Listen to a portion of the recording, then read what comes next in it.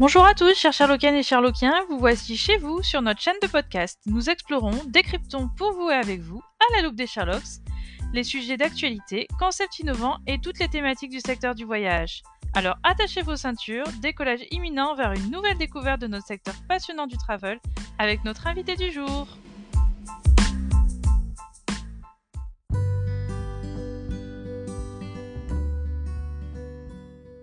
Bonjour à tous, vous êtes sur les Sherlocks du voyage. Aujourd'hui, on reçoit Marine et Chris Warren et on va parler des coulisses du NEC.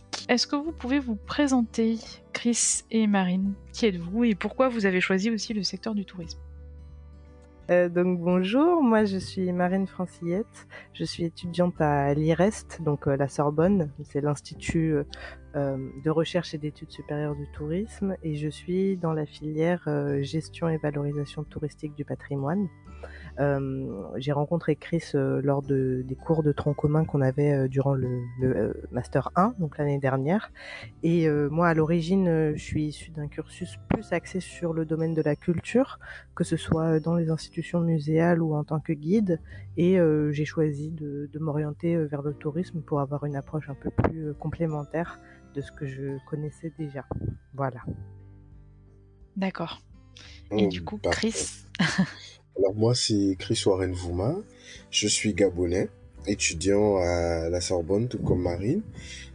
Ma filière à moi, c'est EDTI, Économie du développement touristique international. Et de base, j'ai fait des études. Bon, j'ai commencé mon cursus universitaire avec 2 ans en langue tourisme et affaires.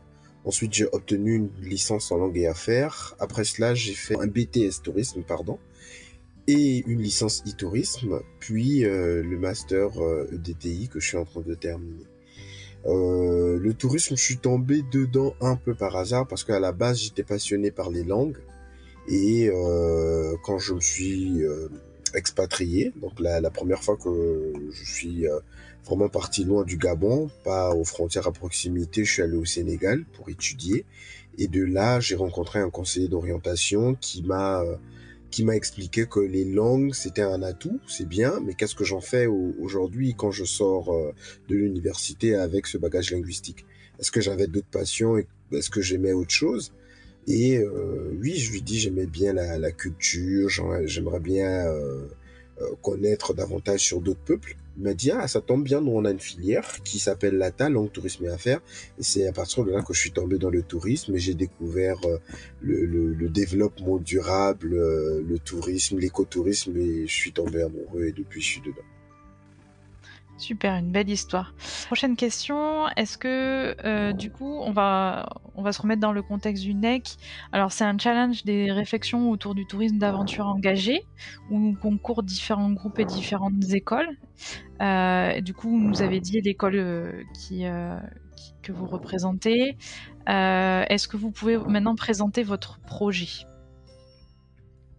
Oui, Marine, alors je te je laisse le commence. soin. D'accord. Donc Vas-y. le projet, déjà son nom c'est Samba Gabon. Donc je laisserai Chris expliquer plus en détail le titre puisque ça fait beaucoup plus partie de son patrimoine originel en quelque sorte. Donc Samba Gabon, c'est un circuit de tourisme responsable et solidaire qu'on a mis en place, enfin qu'on a conceptualisé pour le moment au Gabon, qui permet de découvrir le Gabon à la fois sous l'aspect de son patrimoine naturel, donc des aires protégées, des parcs naturels nationaux, mais aussi des régions plus reculées, et de découvrir aussi les patrimoines culturels du Gabon au travers des habitants. Donc en gros, c'est par les habitants qu'on apprend à découvrir le territoire et toutes ses richesses culturelles. Voilà, de manière générale. Ok, donc il y a une immersion et la partie sociale est très importante dans le projet, de ce qu'on Voilà. entend. Okay. Exactement, c'est exactement ça. C'est un circuit qui se fait en immersion totale avec des hébergements chez l'habitant, le partage de repas, etc. avec les locaux et cet aspect social puisque c'est un voyage solidaire, donc ça veut dire qu'il va contribuer à créer des micro-économies locales au travers des différentes activités touristiques qui sont proposées.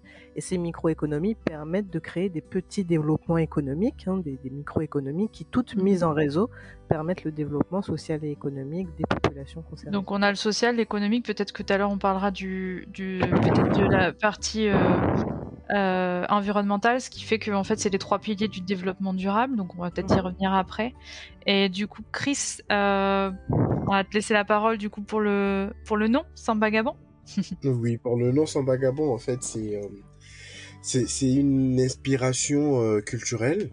Déjà, Samba est très ancré dans la culture gabonaise, surtout au niveau linguistique. C'est un mot qu'on retrouve un peu dans toutes les régions du Gabon et les ethnies du Gabon notamment. Samba a un sens onomatopéique. C'est un peu comme quand on dit santé. Mais Samba, c'est plus pour accueillir. Le Samba est tiré, il y a 2 A à la fin, on dit Samba. Donc nous, lorsqu'on accueille, et je pense que Marine l'a expérimenté, lorsqu'on accueille quelqu'un, on se fait une étreinte, on s'enlace et en disant à la bouche Samba. Donc le Samba Gabon, c'est vraiment bienvenue au Gabon dans ce sens-là. Et puis il était important pour nous parce que un des piliers aussi de notre projet, c'est celui-là, le pilier culturel. Parce qu'il y a cette disparition des cultures et la perte des cultures au Gabon. Ce qui fait que moi, j'ai été très proche de cette culture, du fait que ma grand-mère m'a élevé et m'a inculqué cette culture. Donc, c'est un bagage aujourd'hui que moi, je porte à travers le monde et partout où je vais et que j'essaie aussi de transmettre à tout un chacun. Merci pour cette présentation, Chris, du nom du projet. Donc, on voit que vous le portez en fait en vous. Donc au niveau du NEC, il y a plusieurs groupes, de ce que j'ai compris. Il y a des présélections, il y a tout un parcours pour y arriver. Est-ce que c'est compliqué? Comment vous l'avez vécu? Vas-y, Chris, Bon. commence. Oui, à notre niveau, je pense que personnellement, d'abord, moi, je nourrissais déjà l'idée de participer au NEC. Et il fallait que je trouve quelqu'un qui convergeait au niveau idéologique et notamment partageait la même vision que moi par rapport au tourisme et qui allait aussi comprendre en fait les différents enjeux au niveau touristique. Donc Marine a été la personne par excellence et elle a aussi été elle a aussi été intéressée tout de suite. Je voulais dire, elle a aussi été intéressée tout de suite par le projet. Je lui ai dit, moi, je voulais bien participer au NEC. Est-ce que toi, ça te dit? On a compris les enjeux et on avait 2 destinations. Marine est originaire de la Guadeloupe, donc on pensait à la Guadeloupe et au Gabon. Et on a essayé, en fait, de faire un brainstorming des 2 destinations et voir où les problématiques socioculturelles, économiques et environnementales sont les plus criardes et de quelle manière le tourisme pouvait venir résoudre ces problématiques. Donc on a décidé d'un commun accord de travailler sur le Gabon et cette première phase, je pense qu'elle s'est bien passée. Si Marine veut rajouter quelque chose par rapport à cela. Non, tout est dit. Donc on est ouais, on est dans typiquement de ce qu'on en comprend, le tourisme qui a un sens, du coup, enfin, en gros sens, puisque du coup, de ce qu'on entend, c'est que vous parlez de durabilité, puisque on parle d'économie, on parle du social, et on parle aussi de l'environnemental, donc peut-être qu'on va en parler, c'est peut-être le moment d'en parler, je sais plus si c'était prévu d'en parler après, mais sur le plan environnemental, comment du coup vous avez orienté votre projet? Bon, Chris, Marine, vas-y. je commence et tu compléteras sur l'aspect conservation, je pense. Vas-y. En fait, le projet il s'articule autour de ce qu'on va appeler des micro-projets. Donc, il y a des micro-projets dans le projet global. Et ces micro-projets, ils répondent à des problématiques sociales et environnementales qu'on a identifiées au Gabon. Donc, je vais en citer 2 qui sont les plus importantes. La première, c'est ce qu'on appelle le conflit homme-faune, qui se traduit généralement par le conflit entre les hommes et les éléphants, mais on s'est bien rendu compte qu'il n'y a pas que les éléphants qui sont concernés, et qui résulte en fait du fait que, en raison de la destruction de l'habitat naturel des éléphants, ces derniers se rapprochent des plantations et détruisent les cultures vivrières, les plantations des habitants. Donc on se retrouve avec un conflit où, parce que ce sont des espèces protégées, il est impossible pour les populations locales de se protéger ou de se défendre contre ces invasions d'éléphants. Et d'un autre côté, la nécessité de continuer à avoir une culture, des cultures vivrières et un mode d'agriculture qui fonctionne. Donc nous, notre objectif, c'est de proposer des projets, en l'occurrence d'installation de ruches, qui vont constituer à la fois des répulsifs naturels contre les éléphants, et en même temps une source de revenus, puisque la production de miel va permettre de le commercialiser et donc de créer une microéconomie. Et c'est là que le tourisme est intéressant, dans le sens où le tourisme, il peut apporter ou il peut aider à développer des microéconomies. Ça veut dire que les populations en question, elles ne seront pas uniquement dépendantes du tourisme et donc des arrivées de voyageurs, mais elles pourront utiliser ce produit, en l'occurrence le miel, pour continuer à entretenir une microéconomie locale qui leur permet de se développer. Ça, c'est le premier projet environnemental qu'on a identifié. Et le second, ça concerne l'espèce des tortues luttes sur la plage aux tortues, qui est donc une plage qui se situe dans le parc de Pongara. Et cette espèce de tortue est également en danger à cause des passages répétés des quads, des buggy sur la plage, qui détruisent les nids de tortues en fait. Donc l'objectif, c'est de mettre en place un projet de sensibilisation déjà à la protection de cette espèce, et ensuite de mettre en place des actions concrètes, installer des panneaux signalétiques, former des jeunes locaux dont on a rencontré certains lors de notre voyage de repérage, ou aux nécessités de protéger cette aire et surtout cette espèce. Donc ce sont plutôt des projets qui vont dans ce sens, et je laisse Chris continuer sur l'aspect conservation. Donc il y a aussi une grosse part d'implication des locaux pour qu'ils puissent justement utiliser le tourisme comme un levier du coup, et pas seulement comme si jamais le tourisme devait disparaître, pas uniquement ça, mais en tout cas que ce soit un des leviers quoi. Exactement. Dans un écosystème. Ok. Donc pour compléter ce que Marine disait, bon, avant d'aborder l'aspect de conservation, là sur le conflit homme-faune, on a parlé de la destruction de l'habitat naturel, qui peut être soit par des industries, l'industrie forestière, notamment on connaît avec le déboisement, ce qui va changer l'équilibre écosystémique de certaines espèces, notamment les éléphants. On va aussi avoir le réchauffement climatique qui peut être dû à cela, donc des points d'eau qui pourront être asséchés à certains endroits et qui va faire en sorte qu'on va avoir une masse d'animaux qui vont se déplacer d'un endroit à un autre à cause du stress hydrique. Et de l'autre côté, sur la plage, non seulement la pression subie par les tortues, qui est imposée par les mouvements répétés des humains et tout ce que Marine a pu citer, on a aussi notamment le retrait du trait côtier. Ce qui fait que la plage, elle avance et la côte devient de plus en plus petite, et les tortues se retrouvent, les bébés tortues se retrouvent parfois dans la broussaille et se perdent. Donc, on a vraiment la nécessité de mobiliser les personnes qui vivent là à pouvoir aider ces espèces-là à perdurer et à continuer à vivre dans cet écosystème. Maintenant, sur l'aspect conservation, ce qu'il faut comprendre, c'est que il y a un véritable problème qui se pose. Et ça, c'est le problème de fond par rapport à la conservation.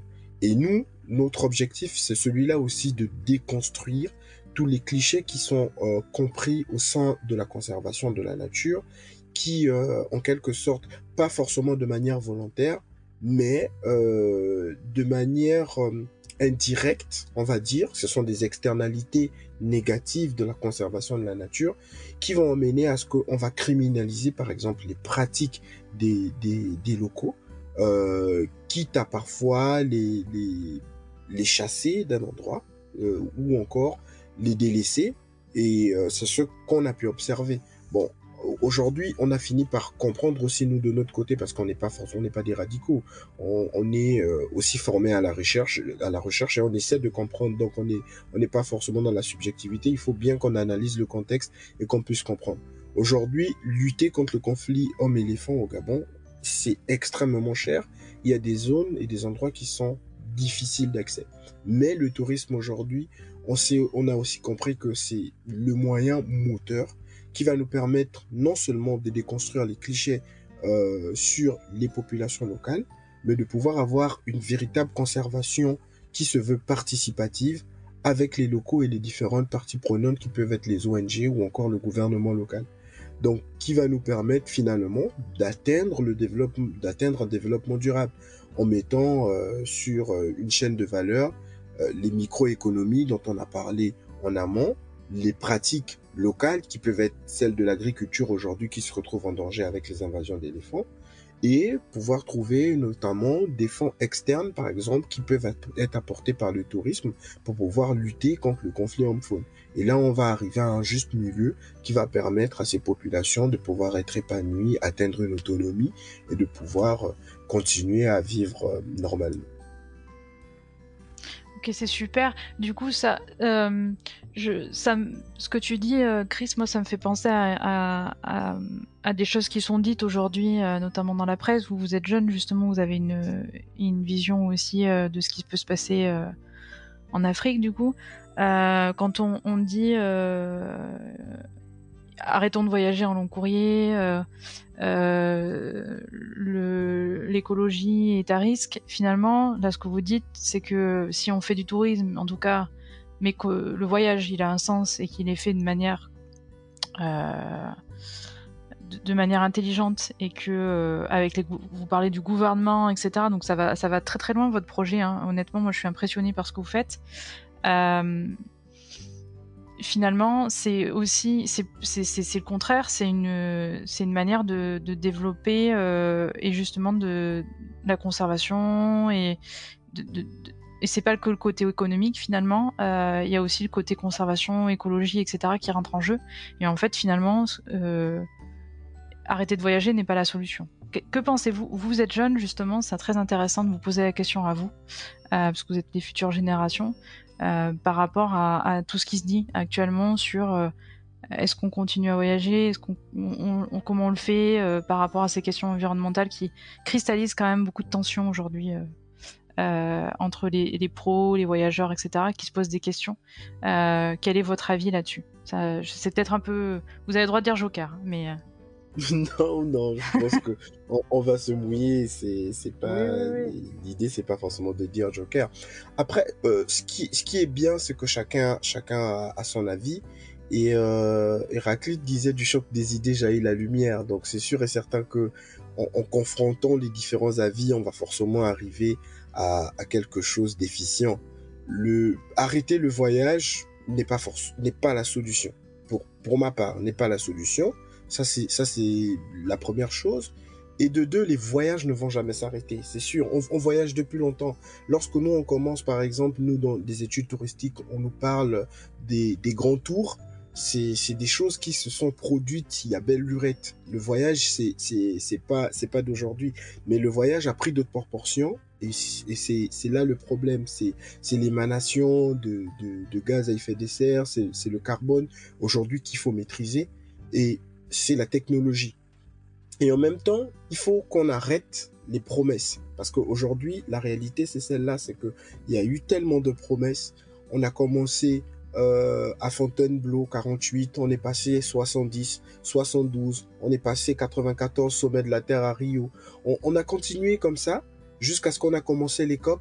Mais je pense qu'on est toujours sur les mêmes perceptions. On est toujours sur les mêmes demandes et les mêmes choses. Et qu'au final, on n'arrive pas forcément à arriver à un consensus. Ce qui fait qu'aujourd'hui, croyez-moi qu'il y a des économies qui sont en train de se développer et des gens sont déjà en train de faire des recherches dessus. Des économies se développent sur cette question de la conservation. Parce que plus nous conservons, il y a les pays, parce que le paradoxe c'est celui-là maintenant installé, c'est celui des pays industrialisés, développés et des pays sous-développés, qui aujourd'hui ont encore des grands espaces forestiers, notamment le Gabon en fait partie, et une économie sous-jacente est en train de se développer, mais une très grosse économie. Là, on est en train de parler de la captation des carbones, il y a un marché qui va s'ouvrir, mais encore on revient sur cet aspect de gouvernance, en fait, la gouvernance participative, à qui finalement la conservation, elle va bénéficier. Si on arrête les voyages, c'est bien. On a un espace qui est conservé et que cet espace continue à capter du carbone pour d'autres personnes. Mais moi, si loin d'ici, je continue à vivre ma vie. Je prends mes métros, j'utilise mon ordinateur, j'envoie des mails, j'ai mon téléphone, mais au prix de quoi? De l'autre côté, nous, on est parti sur le terrain, on se rend compte que c'est assez difficile. La conservation peut être radicale parce qu'il y a des territoires qui sont vidés d'hommes, il y a des gens qui ne peuvent pas se défendre. Par exemple, sur le voyage qu'on a fait, des témoignages qu'on a sur notre page Instagram, on nous explique que les gens sont obligés de dormir dans les plantations la nuit pour pouvoir chasser les éléphants qui arrivent. Parce que de l'autre côté, on a une conservation qui est très bien faite, donc les animaux vont proliférer. Et après, on n'arrive pas à maîtriser le capital animalier qu'on va avoir. Donc, les éléphants qu'on a sur ce territoire-là, il y en a plus, il y en a tellement, avec tout ce qui se fait, les autres contraintes qui sont opposées au développement. Parce que oui, on va pas zapper le développement économique, parce qu'il faut qu'un pays se développe, mais avec les armes et les atouts qu'il a. Le Gabon, c'est un pays qui repose sur la rente pétrolière, sur le bois qu'il a, donc on va exploiter les forêts, et ça va changer le comportement des animaux qui vont se rapprocher des endroits où ils pourront manger, où ils pourront boire. Et ces endroits, c'est dans les villages où il y a des humains. Et ces humains, aujourd'hui, ils n'ont pas la possibilité de pouvoir s'exprimer. Mais ça, nous, dans les pays industrialisés et dans les pays du Nord, on va dire, on n'est pas forcément au courant. Donc, il y a toute cette partie-là aussi qui... Ouais, la réalité terrain, je t'écoute. Hein. Franchement, c'est super intéressant ce que tu dis. Ça veut dire que la réalité du terrain, elle est pas aussi binaire que ce qu'on peut l'imaginer avec... Ah non. Voilà. Donc, si on se dit qu'on arrête de voyager, ben, il y a des personnes aujourd'hui qu'on prive d'un capital qui peut être économique ou financier. Aujourd'hui, c'est repenser notre façon de voyager, ça c'est une première chose, mais bien sûr aussi notre façon de faire le tourisme, de vraiment participer sur une destination, d'arrêter de faire du tourisme juste, du tourisme de loisir ou encore du tourisme de vision. C'est vraiment participer, c'est faire un voyage qui a un sens, qui va apporter quelque chose à la communauté qu'on visite. Okay. Ça, c'est pour ma part. C'est super, c'est un super message. Marine, est-ce que tu vas rajouter quelque chose par rapport à ce que Chris vient de dire? Par rapport à ce que Chris vient de dire, non, pas vraiment, parce que il a déjà bien expliqué. Après, plus sur ta question de départ, peut-être sur ce qu'on pense un petit peu du tourisme actuellement et des conflits qui peuvent émerger dans le tourisme. Moi, je pense qu'il ne faut pas blâmer les voyageurs qui font un tourisme plutôt de masse ou autre, déjà parce que dans beaucoup de cas, ils sont pas sensibilisés à une autre forme de tourisme. Et puis, c'est tout à fait normal quand on va dans une destination pour la première fois de vouloir voir les grandes attractions ou les grandes villes principales ou les grands parcs naturels nationaux, etc. Par contre, le message qu'on essaie de transmettre avec la forme de tourisme qu'on propose, c'est que on peut utiliser aussi le tourisme à bon escient et on peut l'utiliser en faisant des petites actions en fait, parce que concrètement, les actions que nous on propose aux visiteurs de faire dans le cadre de notre séjour, c'est pas non plus refonder complètement le Gabon, hein. Ce sont des actions concrètes qui ont un impact environnemental et social et qui bénéficient aux populations locales. Donc c'est simplement penser autrement le tourisme et faire comprendre aux voyageurs que oui, voyager, ça continuera, voyager en prenant l'avion, ça continuera, c'est sûr, et c'est normal que ça continue parce que c'est la manière qu'on a de voyager aujourd'hui, mais que on peut repenser un petit peu notre approche du tourisme et notre approche aussi des populations que l'on visite, parce que très souvent, on conçoit la destination sans penser qu'elle est habitée, en fait, cette destination, et c'est ce que disait Chris, où on se rend compte qu'en fait, l'impact local n'est pas du tout pris en compte. Et ça, pour nous, c'est la priorité dans le cadre de du voyage qu'on propose, mais aussi de la forme de tourisme qu'on prône. C'est que les acteurs du tourisme aujourd'hui, ce sont pas uniquement ceux qui conçoivent et qui créent les circuits, mais ce sont les locaux qui sont au cœur du processus entier. Donc là, oui, vous prenez en fait toutes les parties prenantes et on sent bien l'importance d'avoir vraiment toute la chaîne qui soit, y compris les habitants qui soient dans la boucle. En tout cas, c'est hyper intéressant. Moi, j'ai écouté avec attention ce que vous dites, parce que vous êtes aussi le futur et votre vision est aussi celle qu'on doit prendre en compte. Et c'est aussi pour ça que nous, sur les Sherlocks, on voulait vraiment vous avoir là-dessus sur le NEC, pas seulement Fred, et avoir une vision vraiment étudiant. Merci pour ça.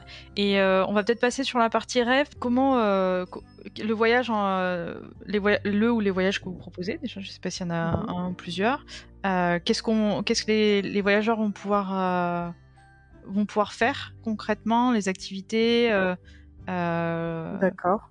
voilà, quels sont à un moment le voyage est là pour faire rêver quand même. Donc même s'il y a un côté économique, social, etc. Qu'est-ce qu'on va découvrir et quelles sont les activités qui vont voilà vont attirer les voyageurs et l'expérience finalement peut-être d'ailleurs avec justement les locaux, hein, ça fait partie de l'expérience. Dans votre ou vos voyages et ensuite comment on peut réserver ces voyages. Alors sur les activités que les voyageurs pourront faire, donc effectivement, comme on l'a dit, il y a beaucoup d'activités immersives, donc ça va être participer au ce qu'on va appeler des chantiers de construction, mais attention, hein, c'est pas des constructions gigantesques, mais ça peut être participer à la création de ruches, participer à la création de fermes écologiques, mettre en place un mode d'agriculture plus raisonné, mais qui sont dans tous les cas des initiatives qui partent des habitants. Donc ce sont des propositions que eux font quant à des nouveaux modes d'agriculture qui seraient plus pertinents ou que nous, on peut leur faire aussi au vu des problématiques qu'on a identifiées. Donc ça va être des participations à ces genres de micro-chantiers, la participation à la préparation des repas, mais aussi à toutes les techniques de pêche, les techniques de chasse, aller cultiver la terre avec, si on est dans les villages, les femmes qui cultivent, aller apprendre aussi les techniques d'artisanat quand il y en a dans certains villages. Est-ce que j'oublie des choses, Chris, de manière générale? Non, pas Des nécessairement, randonnées? mais de manière, oui, il y a des randonnées forestières. Ouais. Nécessairement, en fait, le circuit, il comprend une, deux, trois étapes, Ouais. 4 étapes, oui, 4 étapes. Et dans chacune des étapes, en fait, on va, il y a des aspects qui sont mis en valeur. On va découvrir un territoire et avec sa particularité et sa spécificité. Et on répond à la problématique qu'on aura identifiée. Donc, on a le parc national de Pongara, on a le parc de la Lopé, on a la région des lacs et le parc de Luango que nous, on n'a pas encore expérimenté. Donc, dans la partie du parc de Luango, comme je le disais en entrée, Mélanie, nous, on n'occupe pas du tout l'aspect de recherche d'altérité. Parce que le tourisme, il est là aussi pour ça.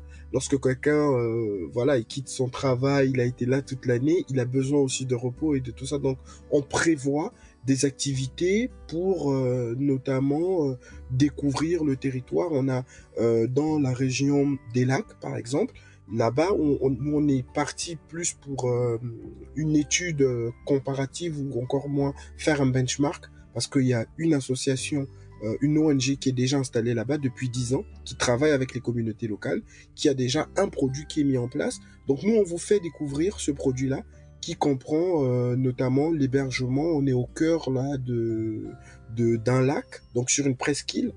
Au milieu de la forêt, il n'y a pas d'électricité, il n'y a pas de bruit, il n'y a pas d'hommes autour. Le premier village, il est quasi à 15 minutes ou à 10 minutes en pirogue, à moteur. Donc une Donc, digital detox en plus de la oui, destination, quoi. oui, on a aussi cet objectif, en fait, sur la dernière partie du circuit, on a cet objectif qui est l'objectif 3.0. Donc, on a 0 connexion, 0 pollution et 0 gaspillage. Là, dans cette partie, on est vraiment en immersion totale sur un mode de vie, je ne dirais pas primaire, mais un mode de vie de subsistance. À quoi ressembleraient nos vies si nous n'étions pas, on n'avait pas de télé, on n'avait pas de téléphone, on n'avait pas de distraction. Comment on ferait pour survivre dans la forêt? Donc là, on est avec un guide local au sein de la forêt où on passe une nuit en bivouac, on apprend de la botanique gabonaise, dans notamment les différentes espèces d'essences, à quoi elles servent. Donc nous, quand on est parti, on a expérimenté. Et ça, c'était sur une randonnée.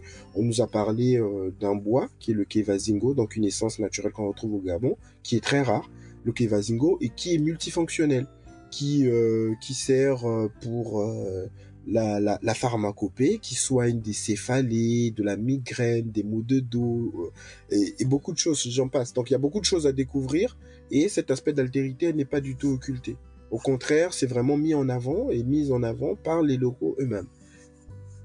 On est au cœur de la nature, là. C'est vraiment l'expérience assez. Là, on oublie tout, quoi. Enfin, on oublie tout, on est concentré sur ce qu'on est en train de faire et sur le temps présent, quoi.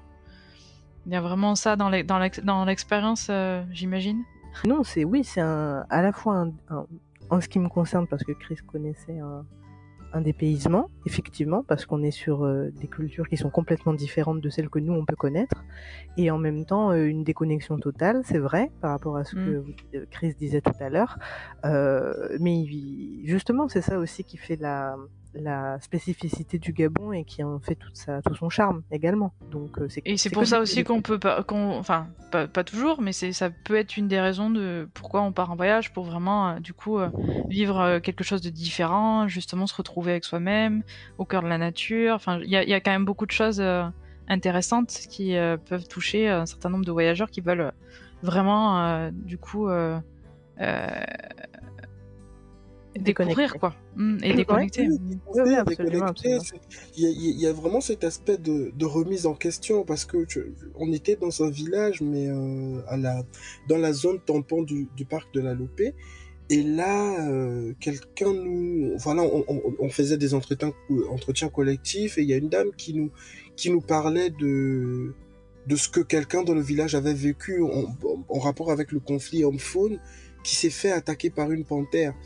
C'est des trucs qui sont très loin de ton imagination, c'est des trucs que tu te dis, bon, mais on est très très loin, hein. Là on parle. Donc là, finalement, on est comme si on nous lisait un roman presque, hein, parce que ça, oui, c'est un truc qu'on vit pas, quoi. Mais quand on imagine, en fait, jusqu'où le conflit peut partir et jusqu'où ça a changé, parce que si on remonte à 10 ans en arrière, on te dira que les panthères ici, elles étaient en voie de disparition, on n'en voyait plus aujourd'hui. Voilà, les conservationnistes, si je peux me permettre le terme, peuvent s'applaudir, et puis ont des indicateurs en fait qui parlent en leur nom, même s'ils ne recherchent pas, mais quand ils font des entretiens comme ça et qu'ils ont ce retour, ils peuvent se dire la panthère avait disparu de ces lieux, où on va voir le grand loup, je ne sais pas de quelle montagne, qui a disparu, mais même pas qui a été réinséré, mais parce que on s'est mis à conserver et à changer, ils sont revenus. Donc les animaux prolifèrent, mais attention, l'objectif n'est pas de mettre la population en danger. Donc aujourd'hui, c'est un peu ça, on a toute cette remise en question, parce que moi aujourd'hui, mes interrogations, c'est comment je vais travailler mon cardio pour courir après le métro. Les interrogations ne sont pas les mêmes, pendant que eux ils pensent à autre chose. Une réalité du temps présent qui est quand même complètement différente. Oui, et moi ça m'a vraiment poussé dans la remise en question, en me disant, parfois je suis chez moi et je me dis, il y a des réalités qui sont plus dures que la réalité que je vis. Donc voilà, c'est vraiment des choses qui te poussent à te questionner, ton mode de consommation. Tu te dis, il y a des gens qui en ont vraiment besoin. Et puis je pense que c'est aussi l'essence même de notre ça t'ouvre l'esprit, quoi. C'est vraiment le côté... Il y a vraiment tout dans le voyage. Et c'est hyper intéressant d'avoir votre sentiment aussi, les émotions finalement qui passent à travers vous, de ce que vous avez vécu dans le voyage. C'est hyper important. Pourquoi on fait un voyage, pas uniquement pour le côté de la durabilité, mais aussi ces émotions-là finalement, toujours. On va revenir sur peut-être un sujet un peu plus organisationnel, on va dire. Comment vous voyez, enfin comment on peut réserver ce voyage, si on peut le réserver ou si on va pouvoir demain. Quelles sont les étapes clés du futur pour Samba Gabon et pour les prochaines éditions, comment vous allez travailler avec le NEC? Marine, à toi. Oui, pour le moment, on ne peut pas réserver, puisque pour le moment, le circuit n'est pas encore du tout créé, existant ou quoi que ce soit. Par contre, on a créé une association cet été qui s'appelle AVERS, AVERS, donc Action pour un voyage éco-responsable et solidaire, association à laquelle il est possible d'adhérer. Tout le monde peut adhérer, et dans le cadre de laquelle on va continuer à développer nos activités vis-à-vis de Samba Gabon et d'autres potentiels futurs projets qu'on a en tête. Donc pour le moment on ne peut pas réserver. Après les prochaines étapes clés concernant et Averse, l'association et Samba Gabon, c'est de trouver des financements pour retourner à nouveau au Gabon, faire un deuxième voyage dans le cadre duquel on pourra discuter à nouveau avec tous les potentiels partenaires qu'on a listés pour prendre le temps d'établir un petit peu, pas forcément les termes de la convention, mais déjà les modalités du séjour, etc. Donc chercher des financements et à plus long terme commencer à mettre en place vraiment le circuit en ayant des personnes ressources sur place au Gabon, nous-mêmes en nous rendant plus régulièrement au Gabon, afin de coordonner un petit peu le tout. Donc ça, ce sont les grandes lignes du projet et les objectifs des quelques années à venir là. Le NEC aujourd'hui, je pense que nous on est ambassadeurs, on va répondre pour pouvoir non seulement sensibiliser la future génération et puis donner des conseils par rapport à l'expérience qu'on a pu avoir. Ça, c'est concernant le NEC. Et on espère que le NEC il va continuer de grandir et toucher un maximum de personnes. C'est une super aventure. Enfin, moi, on sent quand même que vous avez créé quelque chose. Moi, je trouve que ça va très très loin de notre conversation au niveau de l'expérience et de la recherche qu'il y a derrière. Enfin, je suis assez impressionnée, donc je vais laisser nos auditeurs aussi se faire leur avis. J'espère que du coup, à ceux qui vont nous écouter, si vous avez des financements ou si vous pouvez aider, peut-être passer le message et contacter Marine et Chris. Je pense que leur projet est hyper intéressant. Et du coup, merci pour cette interview et cet échange. Moi, j'ai appris énormément de choses grâce à vous. Et du coup, je vous laisse un peu le mot de la fin. Si vous avez un message à faire passer aux étudiants qui voudraient passer sur le NEC, aux pros du voyage. Par rapport au NEC, et c'est toujours bien, même si de proposer quelque chose, c'est toujours bien de confronter aussi ses idées en tant qu'étudiant à d'autres idées. Ça nous permet de nous recentrer, de découvrir aussi autre chose. Il y avait des très beaux projets. Il n'y avait pas que Samba Gabon. Hein. On va se quitter sur notre slogan qui dit « Soyons les acteurs d'un voyage au cœur de nos responsabilités ». Donc, on a bien échangé sur cette question du tourisme et du voyage responsable et durable pour les générations futures, surtout pour nous. Nous sommes à la croisée des chemins. Merci beaucoup. Merci Chris et Marine. Je vous souhaite une belle journée et puis on vous dit à bientôt pour d'autres épisodes sur les Sherlocks du voyage.